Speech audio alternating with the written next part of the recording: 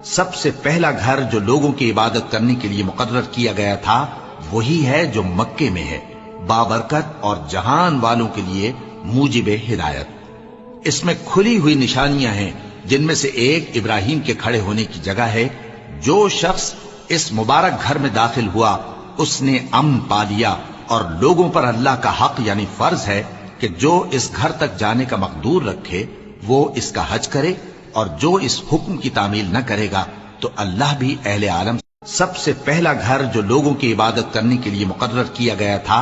وہی ہے جو مکے میں ہے، بابرکت اور جہان والوں کے لیے موجب ہدایت۔ اس میں کھلی ہوئی نشانیاں ہیں، جن میں سے ایک ابراہیم کے کھڑے ہونے کی جگہ ہے۔